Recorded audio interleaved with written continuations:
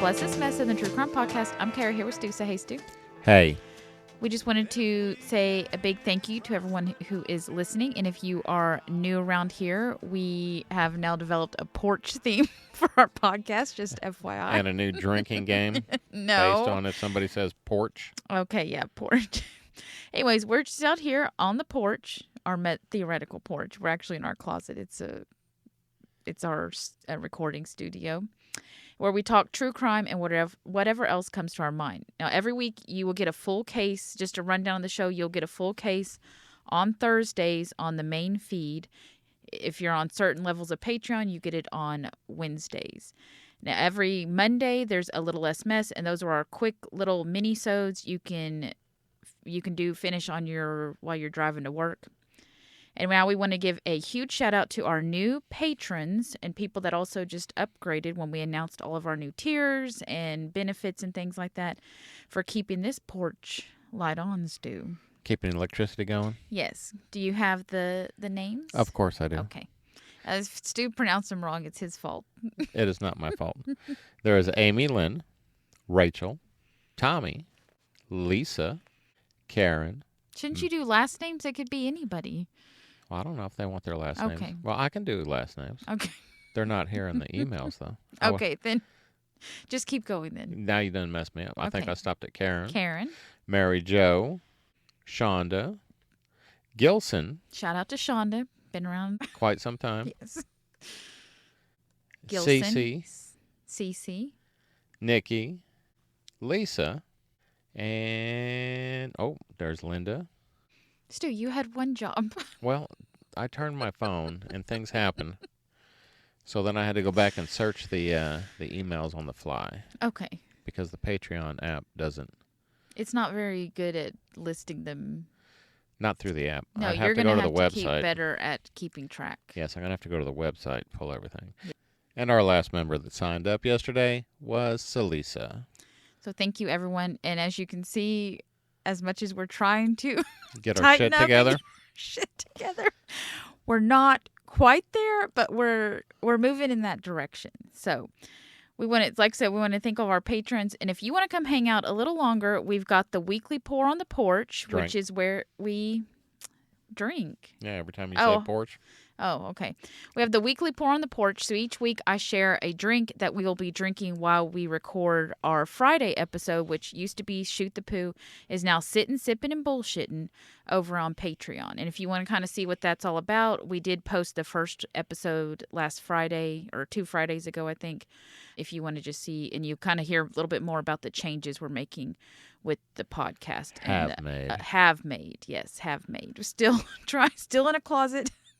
Still don't have our lives together, but we're making it.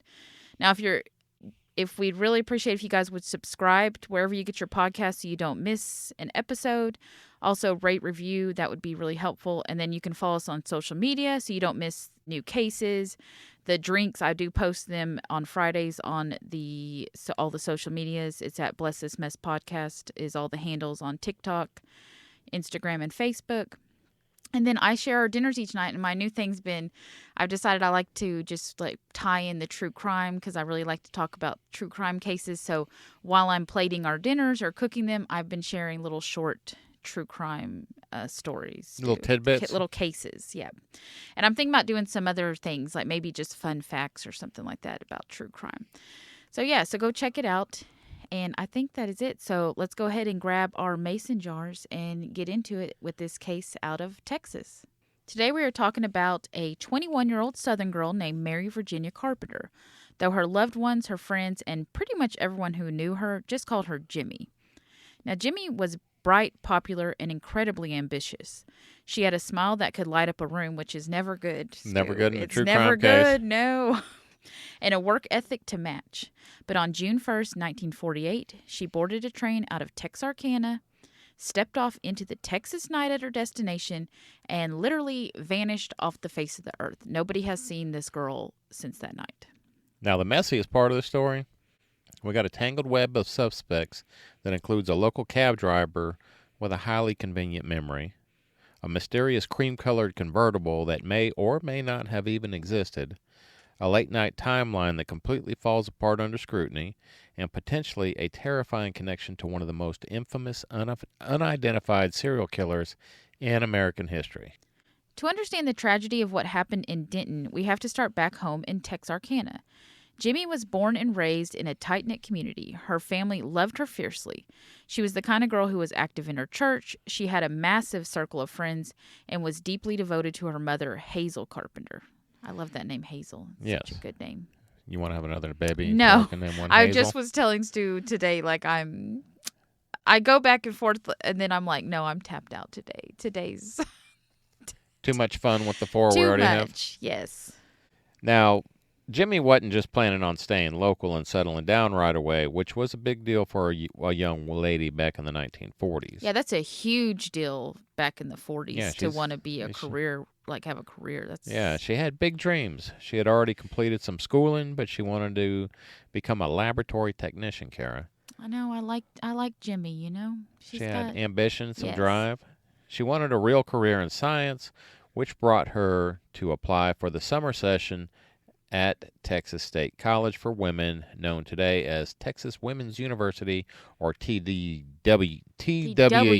Yes. down in Denton. I do like Denton. We've been to Denton, didn't we? We stopped in Denton. We did the Halloween thing.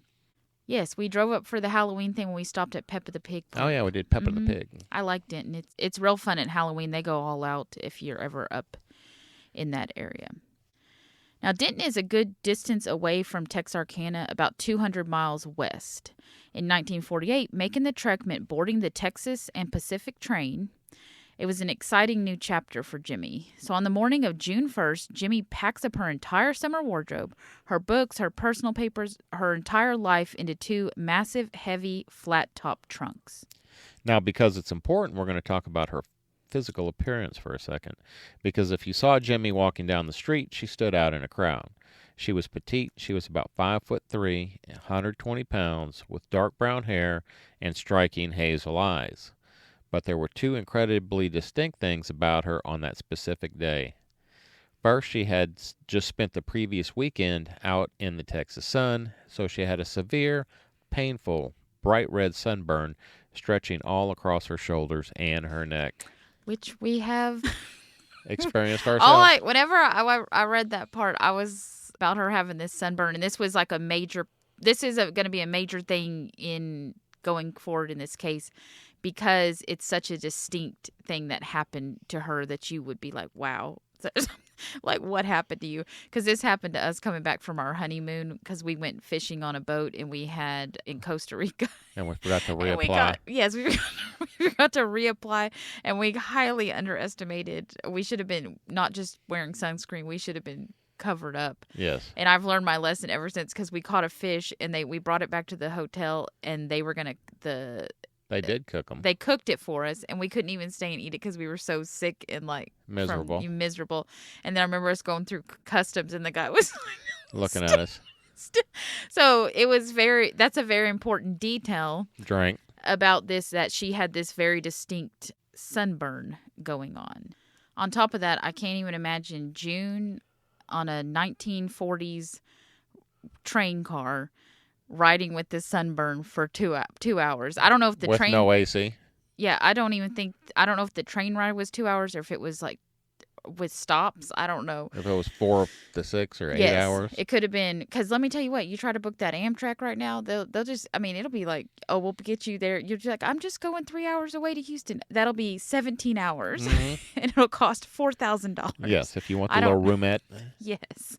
The second detail, and this is crucial for the timeline and any theories about her running away, is that Jimmie had survived a childhood bout with polio. Because of that, she walked with a very distinct, noticeable limp. She couldn't run very easily, and she couldn't hike through rough terrain without a struggle, and walking long distances required real effort on her part because of her bout with the polio and the gimpy leg. Yeah, so keep that in mind going forward, those two things about her. Now, this is not a woman who is going to easily slip away into the woods or go sprinting off into the dark on a whim. She dressed up beautifully for the journey, too. She was wearing a sharp, striped chambray dress, red leather high heels, and a little white straw hat because she was so excited about doing this and starting on this new journey.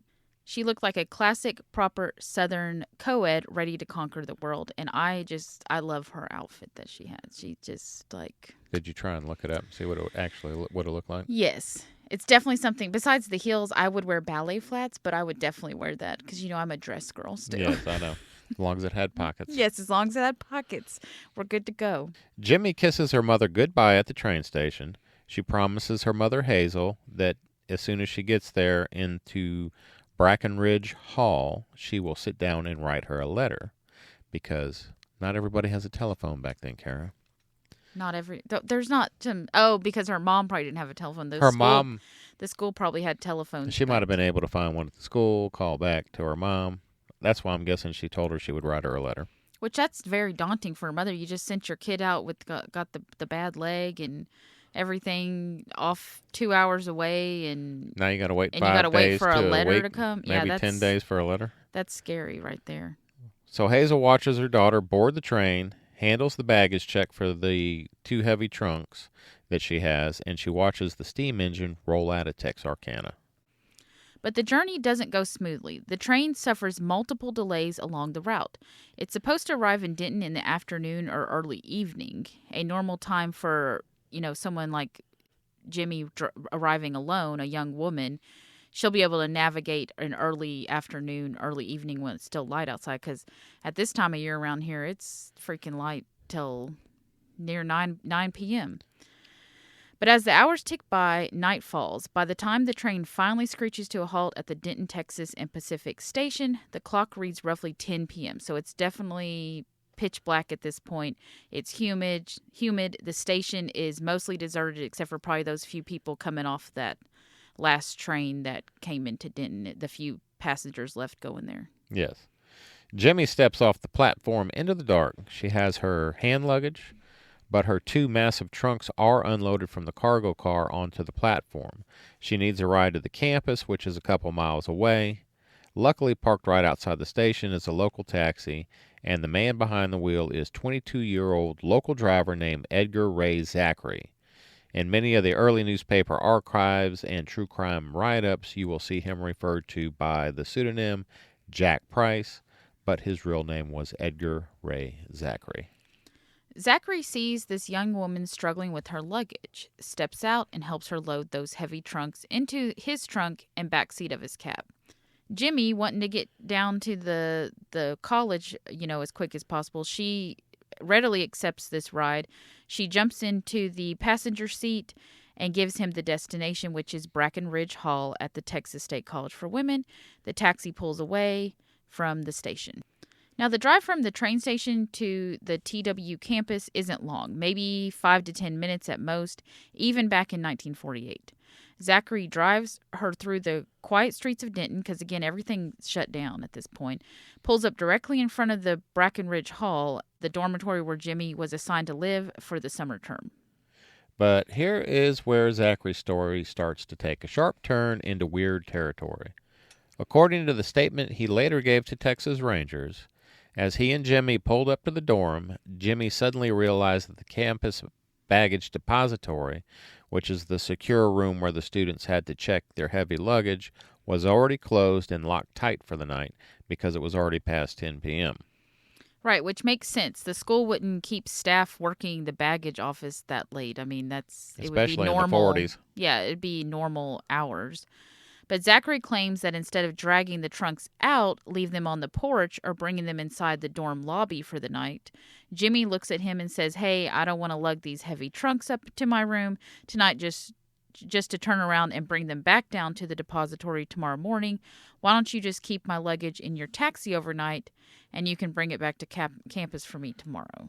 That smells like a BS story. Yes. I cannot imagine Jimmie. I do not know Jimmie, but I cannot imagine her wanting a strange man to just drive off with her luggage. Yes, with basically everything she owns. No, sounds like a crock of crap to me. Yeah, because when you really think about it, think about how expensive clothes were back then. It's not like you can get on Shein or TikTok Shop and order something to be here in Walmart 2 days delivery. or whatever. Walmart delivery. So those are all her clothes, everything that she needs to survive, and definitely wouldn't leave with the stranger her undergarments and everything, her nightgown. I mean, this is the 40s. They're not... They ain't gonna be just leaving that. I with mean, some now you go to strange Walmart man. shopping in those clothes, but Yes, back then, that you were trying to be. a little prim and proper. Yes. The most likely thing that would have happened is that she would have asked him to carry the luggage into the lobby and leave it there safely, than to let it go off with this random person in the Well, night. I don't know what the problem would be if he carried it up to her room, because she could have unpacked it up in her room or something. Well, I don't know if he probably wasn't allowed to come that far. They would not have allowed back then in the fort. They don't even allow sometimes in dorms currently that are all female for a male to go up there. So I'm guessing she was supposed to leave these in a specific spot, and they wouldn't allow heavy luggage up in the rooms or something. How would they have known if he walked them up in there if there was nobody there? Either way, the story does not make sense, okay? What he says to the Texas Rangers does not make sense It at does all. not. But even though it doesn't make sense to us, Zachary insists that's exactly what she did. He claims he agreed to keep the trunks, told her he'd return the next day, and he began to put the cab in reverse to pull away from Brackenridge Hall. Not to mention he's a cab driver and he has trunks taking up his trunk and the back of his cab. Why would he want to do that? Means he can't pick anybody else up. It's 10 Until he o'clock gets- at night. Well, In the 40s. okay, You think people are well, still out back then? apparently there's 21-year-olds coming in from Texarkana. Well, that's the last train of the night. Okay, I'm just saying. Maybe he's going home. Well, what if he had a early morning pickup or something? You don't know. To What? get to the train. An appointment? A 5 a.m. pickup. She ain't going to be up at 5 a.m. You think they had appointments back in the 40s? Stuart, all I'm telling you is it doesn't make sense for him to take up his trunk space in the back of his cab. It does not. At all. I'm just saying that's another point against him. Not just that she would never do that, but that's another point against him. Yes. In this whole thing. And you're arguing that That they rolled up the sidewalks once the last train rolled into town. I know They were that, like, but I'm sure the train left at 5 a.m. the next morning. They were early risers back then. Well, I'm going to have to check the train schedule for that day. Okay, back you in check Denton, that train. Because you're just pulling this 5 a.m. out of your ass. There's airplanes leaving at 5 a.m. You don't think that So you think this train back in the 40s left at 1940s 40? Uber driver. Okay, we're moving on from this. You're wrong. You were wrong. Getting back on track. No pun intended? No pun intended. His story gets even more elaborate. Zachary claims that as he is backing out and shifting gears to drive away, he looks up into his rearview mirror. In that glow of the campus streetlight, so it's pretty murky, probably seeing the color, seeing things like that of anything out there. He says he sees Jimmie walking away from the entrance of the dormitory. Instead of going inside, she walks down toward the street where a yellow or cream-colored convertible is parked. So this is dim lighting, and he's saying he's seeing this. So this car that he was just parked there in front of the dorm. This car he didn't mention before just happened to be there. Just showed up in the instance that he was leaving, is what he's saying. Yes, and that a 21-year-old girl just willingly walked over there and was like... In the brand new Why town. wouldn't she ask them to hold her trunk if she knew them? Now, Zachary says that there are two young men standing beside this convertible. Jimmie walks right up to them, opens her arms, and greets them like they're old friends. Zachary claims he watched her strike up a conversation with these two mysterious men, and assuming she was in safe hands with people she knew, he stepped on the gas and drove back to the taxi depot with her luggage in his car. Even though there were two able-bodied men over there with a vehicle to store the trunks for her that she apparently knew very well, to go and greet them with open arms. And he's just such a good person. He just knew she was in good hands now, so he felt comfortable driving away. Yes, he did, because that convertible was probably not secure. Somebody could have cut the top and gotten her trunk out of there if they wanted to rob them. Well, no one else that night on campus ever saw a cream-colored convertible. There was no night watchman that saw it. No other students. I mean, it is a college. There's got to be other young people out and about. One would think. The house mother didn't see it. No one heard a car engine revving or door slamming or anything. Jimmie never walked through the front doors of Brackenridge Hall. She never signed the guest register, and she never claimed her room key. She simply just disappeared. Vanished. Yeah, just into disappeared. the night. Now, one would think that alarms would start going off the very next morning when she didn't show up to her classes, that there would be questions asked. Or that her room key wasn't picked up. Someone had to have been expecting her she would have been scheduled to show up that day. But yeah, nothing, this is where 1948 plays a massive role in this. This wasn't a regular fall semester. We're in the middle of June. They dealt with a lot of students dropping classes during this time because it's summer classes. Also because of the travel and the delays that would happen frequently and lack of communication, because obviously there's not iPhones to be like, hey, I need to check in later or anything. They also were just like, a lot of the people that worked there worked on farms and did stuff like that where it's like, hey, Bessie had an extra cow this year. I'm going to be a couple days late and stuff like that. So it's just like general things that happened in the 1940s that wouldn't happen now. The administration obviously didn't have computers, so they weren't able to really track as well as we could today. So if a student didn't show up on day one, the professors just assumed that they were late enrollees or had changed their minds, and it just wasn't going to work out, and they weren't going to be here. Well, I would assume the same thing would happen today if you didn't show up for your first day of class and to your dorm room. They'd just be like, well, I don't know why they didn't show up, but we're not sending out a bunch of people. I guess, but if you're going to a dorm room, though, they would start to question why someone didn't show up. But yeah, the other thing is, like, college students are flaky, Yes. They were like, my parents were making me come to this college. I'm not going anymore. And they just don't show up. They're like, I'm going to Europe for 6 weeks. I'm going backpacking. Yes. Back home in Texarkana, Jimmie's mother, Hazel, is waiting to hear from Jimmie. But no word comes from Jimmie. Hazel tells herself, well, Jimmie's train was late. She's probably just exhausted unpacking, getting registered, and meeting her roommates. I'll give her another day. A couple more days goes by. Total silence from Denton. Hazel is starting to get that heavy, sick feeling in the pit of her stomach that every parent knows if you don't hear from your child when you're supposed to. Yeah, so it isn't until June 4th, 3 full days after Jimmie stepped off that train, that everything changes. So Jimmie had a boyfriend named Kenny Branham who was living and working down in Dallas.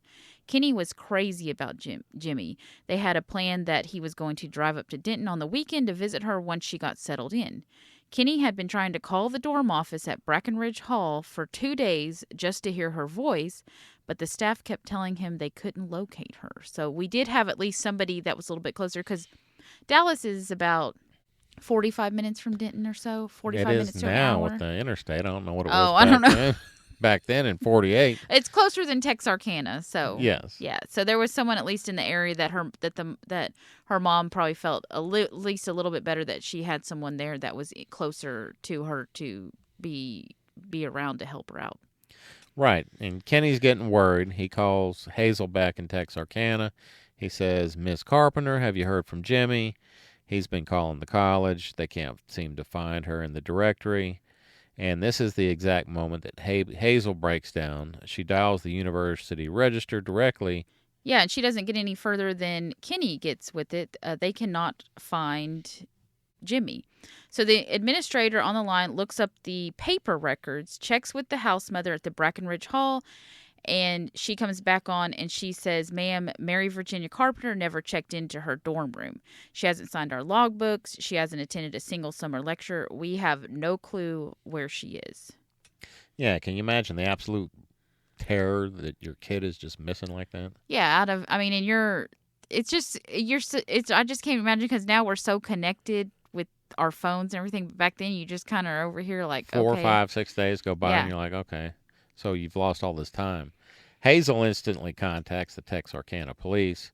They call the Denton police, and because of the distance and the high-profile nature of a young college girl missing, the Texas Department of Public Safety throws their top dogs on the case, and the legendary Texas Rangers take over the case, led by a brilliant, no-nonsense investigator by the name of Lewis C. Rigler. If I was going to see him played by somebody in a comedy, it would be Rob Riggle.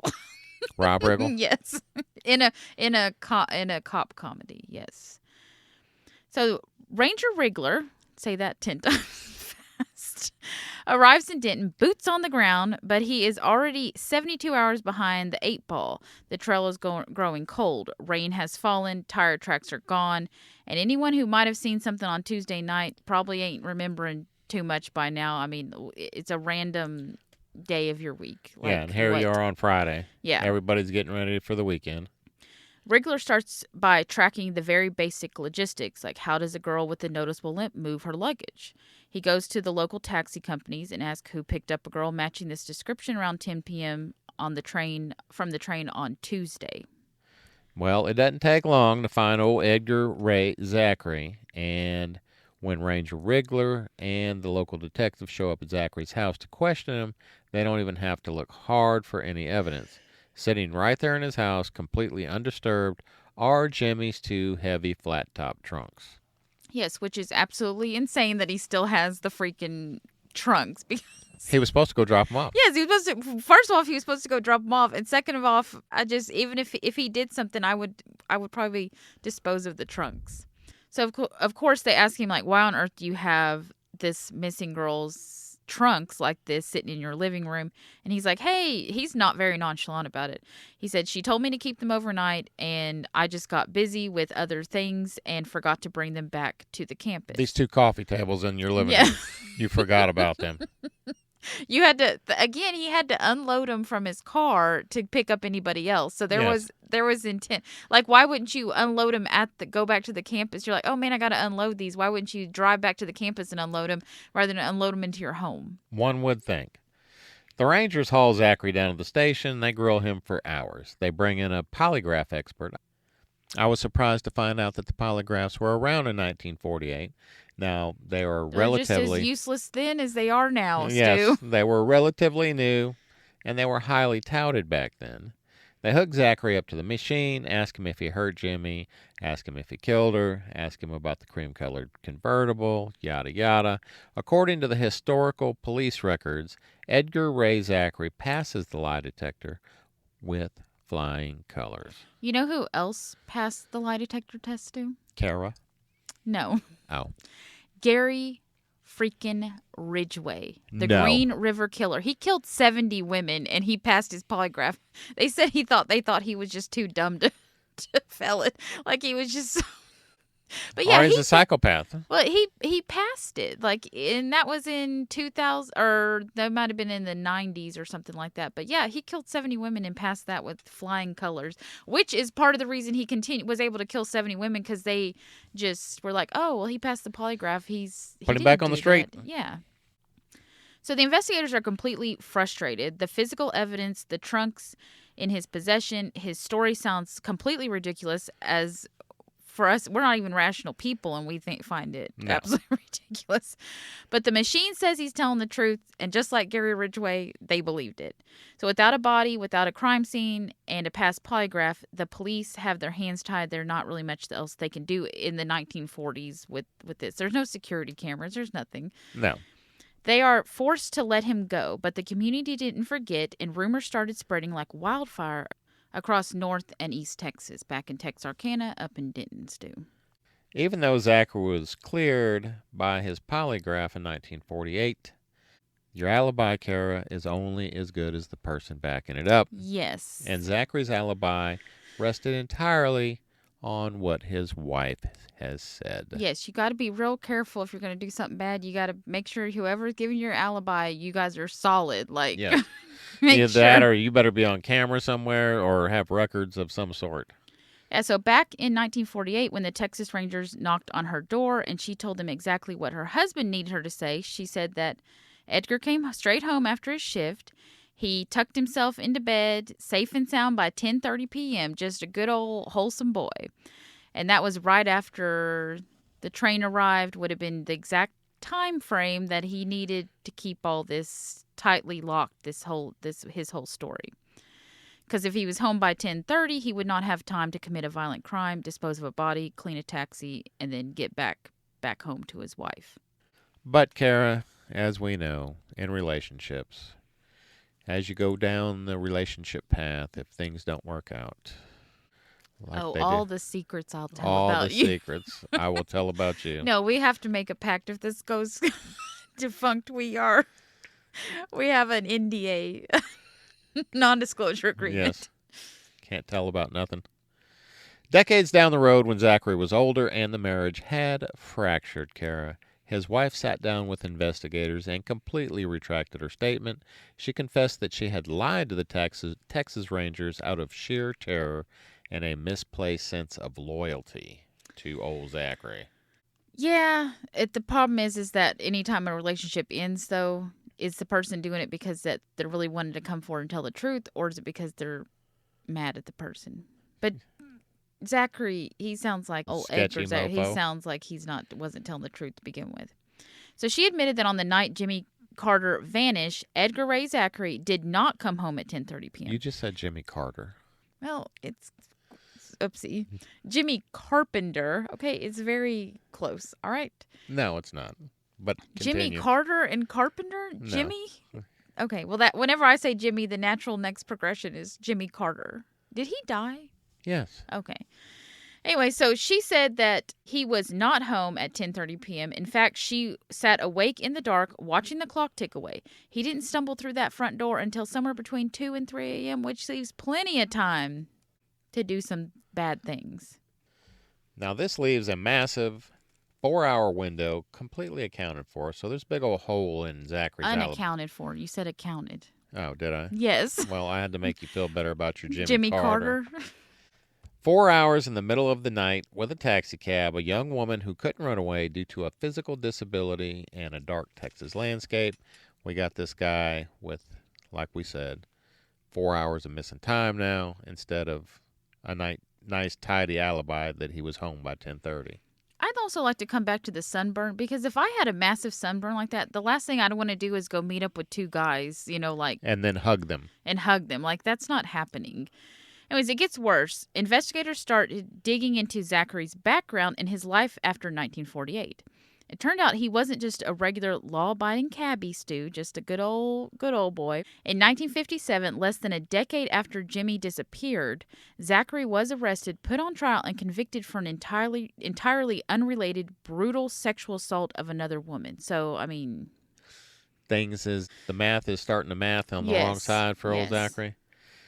Evidently, he had a dark violence streak, and he had a pattern of targeting vulnerable women. When you couple his later conviction with his wife's admission that in his 1948 alibi that this was a total fabrication, the theory of the cab driver shifts from a suspicious hunch into probably what actually happened.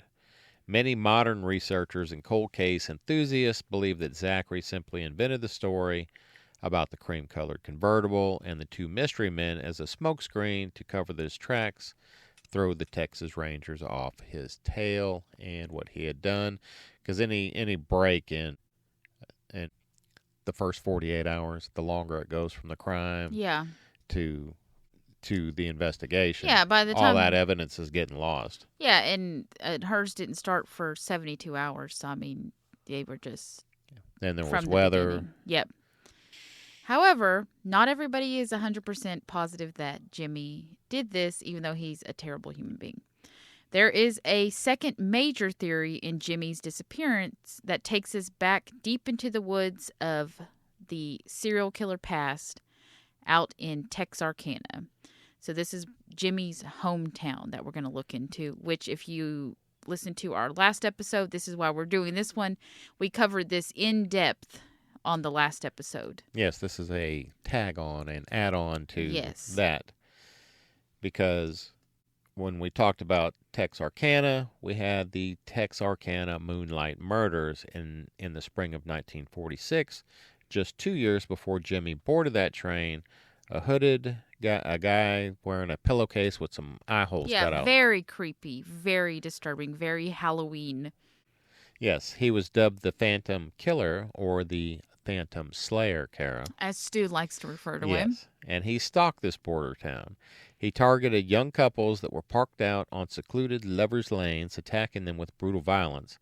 He killed 5 people and severely injured 3 others.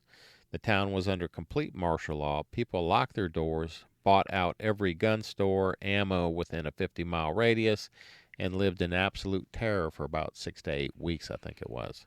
Yes, and the Phantom Killer was never caught. This murders just abruptly stopped, and if you'll listen due to someone's arrest back then, again, go check out that episode for all of the details. Drink. So that's when Texas Rangers started looking into Jimmie Carpenter's background. They uncovered another detail. Another drink? Yes, that made their blood run cold. Jimmie wasn't just a random resident of Texarkana. She was deeply and personally connected to victims of the Phantom Killer. So she's got this close connection to a bunch of people that were murdered by a serial killer. It's not a good place to be, you know? No, it is not. Jimmie was close friends with and personally knew 3 out of the 5 people who were murdered by the Phantom Slayer. She was a prominent member of the exact youth social circle that the killer was actively hunting at the time. Because of that connection, Ranger Wrigler immediately formulated a terrifying hypothesis. Lord! Mm-hmm. What if the Phantom Killer wasn't done, Stu? I don't know. What if Jimmie knew something about those murders? What if she had seen a piece of evidence, recognized a voice, or figured out the identity of the killer within their town, and that's why she was leaving Texarkana, headed to Denton? She wanted to stay away from this phantom. I mean, it's a possibility. It's a possibility. I still think old Edgar did it. Oh, you're just going to throw that in there? Yes. We're not even going to suss this out anymore. As the theory goes, what if the Phantom had found out, followed her onto that train, No. drove down ahead of her? No. He was waiting for her on the platform in Denton for her to arrive? No. It sounds like a Hollywood thriller, Kara. Yes, it's too much, you know, it's too much. Well, the Texas Rangers took it seriously enough that they cross-referenced every single suspect from the Moonlight Murders file against the passenger logs of the train and the registration records of every vehicle in Denton County. Well, at least they were doing their due diligence, though. It I will does. give them that. They were specifically hunting for that yellow or cream-colored convertible that Zachary claimed to see. They thought maybe the Phantom was driving that car. They spent months checking out leads, interviewing Texarkana residents who had moved to the Denton area, and trying to see if there was a stalker in her life. But despite their absolute best efforts, the Rangers could never find a single shred of physical evidence linking the Texarkana Moonlight Murders to the vanishing Jimmie Carpenter. It remains one of those frustrating mysteries in Texas history, Stu. It does. Both ends. What happened to Jimmie and who this serial killer Phantom was out there. Slayer. Yeah. Yes, the Phantom Slayer. I like the Moonlight Murders. I thought that was I think it's good. Well, it puts a soft Softer touch on yes. the serial killer. Yes. As the decades rolled on, the case grew quiet. In May of 1998, exactly 50 years after Jimmie went missing, a bizarre and dramatic development took place, Kara. At the Denton Police Department, a local man, now up in his 70s and nearing the end of his life, walked into the station claiming that he needed to unburden his soul before he met his maker. Oh, they always trying to make amends right at the end, Stu. You know, I don't feel like you should get a get out of jail free card. I don't think you should be in prison and you're about to go, you know, when you're going to be put to death and you did terrible things, and then all of a sudden you get to just repent and all of a sudden everything's just fine. I'm not sure I'm okay with that. You're not okay with that part of the Bible? No. Okay. Especially when you know when you're going to meet your maker, you know? And when you're up in your 70s, you're like, okay, this is about to happen. You may not It could happen any day. Yes, it could happen any day. So this man told detectives a highly detailed, horrific story. He claimed that back in June of 1948, he was hanging out with 2 local Denton men. He alleged that these two men had intercepted Jimmie the night she arrived, assaulted her, and murdered her. He claimed that he didn't participate in the killing, but he helped them dispose of her body, as they all claim that they didn't actually participate in the murder. He gave the police a specific location. He said they took Jimmie's remains to a spot on the university campus grounds where a dam was being constructed for a local stock tank. And it's a small livestock pond, basically, is what they were creating. He claimed they threw her body into the deep excavation and poured dirt on it and concrete right over her, sealing her into the geography of the school forever. The Denton police and the Texas Rangers didn't take this lightly. Even though 50 years had passed, they secured heavy construction equipment, backhoes, real hose, and Sorry. They went out to the campus grounds to the exact site of the old 1948 stock tank and began a massive excavation. So they were taking this serious. I mean, that's a major thing to do. Sounds like this guy was credible. They're like, yeah, we're going to get the permits needed and go look this up.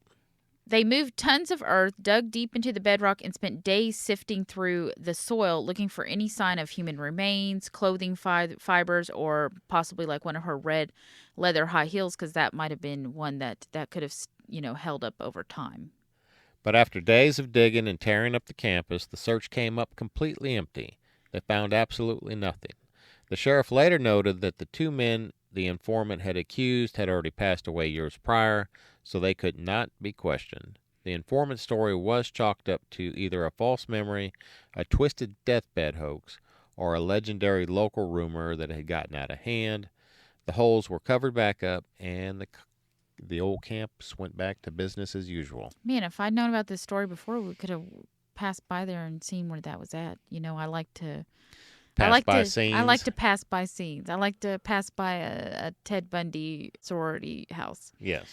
So this brings us to the final and perhaps most tragic theory. This is the idea that Jimmie Carpenter simply chose to vanish. There's a small group of people who believe that Jimmie was facing immense pressure back home. Perhaps she had an unwanted pregnancy, perhaps a secret romance that her traditional family would never approve of, or just the suffocating expectations of 1940s small-town life. I don't know about that, because apparently her mom was very supportive, and she left for college 2 hours away to be a laboratory technician. And she seemed kind of ambitious. Yeah, I just don't. She seemed like she had plans, Yeah, there was a strange event that happened right as Jimmie's train pulled out of the Texarkana station on June 1st. A ticket agent reported that a frantic, unidentified woman called the station, asking repeatedly if a girl named Virginia Carpenter had boarded the train or if she was still on the platform. The caller refused to give her name and hung up abruptly. Yeah, so some people think that the phone call was a signal. The theory goes that Jimmie orchestrated a grand escape. She packed her trunks knowing they would act as a distraction, left them with the cab driver on purpose to buy herself time, and willingly walked away with two men in that cream-colored convertible to catch a ride out of state, leaving her old identity behind forever. Now, over the next 10 years, police received dozens of letters claiming to have seen Jimmie working as a waitress in California, living a quiet life in New York, or hiding out in a small town in Louisiana. In Lafayette? Yeah, maybe. No, Carencro. Carencro. Yep. But every single sighting was investigated, and not a single one could ever be verified. I don't think that's true. I just can't even imagine she would just... Where would she meet these two men that she's going to meet up in Denton with? And why would it be two men? Like, why wouldn't she... Have some girlfriends some girlfriends or something to run around with. I don't know. It sounds far-fetched. Yes. But that's what happens whenever you have one of these mysteries where you don't know what happened and no one ever was held accountable, even though I'm pretty sure old Edgar Zachary was the one who did it. People start making up things, Yes. Today, the files of Mary Virginia Carpenter sit in a dusty archival boxes. The people who loved her, the investigators who hunted for her, and the suspects who lied about her have all passed on to their great rewards, Kara. Edgar Ray Zachary took whatever secrets he had to his grave in 1984. Hazel Carpenter died with a broken heart, never getting that letter that her daughter promised to write. So you know my opinion. I think that The cabbie did it? The cabbie did it. He saw an opportunity. He saw a girl late at night. I mean, even today, you wouldn't have a man drop you off with nobody there to meet you. I don't know if maybe they were more trusting back then, but I just feel like, yeah, I don't know. It just, he definitely. I think the cabbie for sure did it. Yeah, and especially since he had that second incident where he went to jail. The incident where where he was convicted. Yeah, where he went, and then, yeah, I think he totally did it. And that's what you would agree? I would concur. Okay. I think I do not think the Phantom Killer or Slayer followed her to Denton and took her out. Because I think that Phantom Killer was that guy that got arrested and the murder stopped. They had that guy, the Swally guy or Swelly or whatever his name was. Yeah. And he was, I think he did it. But anyway, so that is our story out of Texas. Another mystery, guys. We are leaning heavily. Don't be coming at me with no, like, why are you giving me unsolved cases? Yes, I'm coming at you. Yes, dude, but our thing says we're murder, mystery, and mayhem. So this is the mystery aspect of it all. Why are you edging me, girl? Okay. Oh my God. All right. So do you have your Y'all Need Jesus? Of course I do. That's still staying, guys, even though we've upgraded a lot of stuff on the podcast. I tried to upgrade that, but that's just here to stay. Stu's Y'all Need Jesus. All right. Are you ready? Yeah, I'm ready. Okay. Go. Okay. This is a quote. Okay. Well, this is coming to us from 9 News. Amanda Sayu. July 21, 2026, Kara. You have a stray. Brothers find stranger asleep in their truck bed. Florida or not Florida? Not Florida. What is this? This is dumb. 2 Edmond, Oklahoma brothers found an unexpected passenger sleeping in their truck bed after UFC fight night on Saturday. Home security camera video captured 2 Edmond brothers discovering that they drove home from a night out with more than just a good time together. And the now viral video posted by Jaden Huck shows her fiancé, Andrew, and his brother, Lance, pulling into their Edmond home after the UFC fight night on Saturday night. As Lance gets out of the truck, he sees a mystery man waking up in their truck and putting his hat on. Hey, Andrew, you got a stray. You got someone in the back of your truck, Lance exclaimed. After checking to see if the man was all right, both brothers burst into laughter. At least they had a good, sense of humor, Yes. What time were they driving home? It was in the night. Okay, I don't think that they should have been driving personally, because I feel like they were at a UFC fight and they... How do you know they were watching the UFC fight and late at night? What? Hey, Andrew, Edmond, you Oklahoma. got a spray. After checking it... Oh, you didn't want to knock on the window or nothing? Andrew asked. No, I'm good, the stranger replied. Andrew eventually opens the tailgate to let the man crawl out. You're all the way in Edmond, Oklahoma, Lance joked. Thank you kindly, the man replied. No problem, man, said Andrew. There's a lot of quotes going on here. I guess I remembered exactly what they said. Yes, it's on the camera. Where did they watch the fight at? How far did they drive? It was like 20 minutes. Oh, that's not that far. What was the guy going to do? Just lay with them like, well, I can't do anything now. If I knock on the door, I'm going to scare them. They're probably going to crash. Drive off the road and crash and kill us all? Yeah, I'd just have to write it out to me like, well, I hope they're not serial killers. I get there by myself. Get home and cut me up and eat me. Is that your story? Jaden said the brothers gave the man some water, then called one of his friends to pick him up. That was the end of it. Why didn't they drive him back? Because they're not. They're like, F you, dude. Because they were probably drunk. We're not driving you 20 minutes they're like, back the other way. We barely made it here. We barely made it here staying between the ditches. We can't drive you back. Why you assume one of these fellas was drinking and driving? Just because they were at the UFC fight. In Edmond, Oklahoma. Yeah. Okay. They were probably doing meth. They weren't drinking. Okay. That's methed up. Anyways. All right. So that is our Y'all Need Jesus. Yes. Whenever you fall asleep, just fall asleep in the right truck.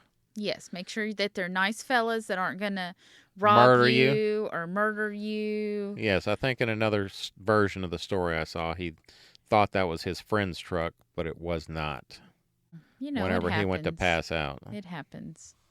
I mean, like I said, I don't remember leaving that wedding that This is true. You They know, poured you into an Uber. things happen. So I did Party, as we call her. She's like, well, at least you had the sense to do women only Uber. She said, I didn't have the sense to do that. She said, I don't know who picked me up. She doesn't remember who took her home? No, she's the same way I was. It's her fault. All right.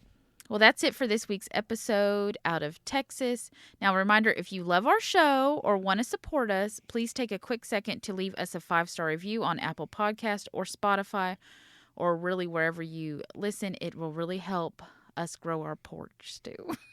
Drink.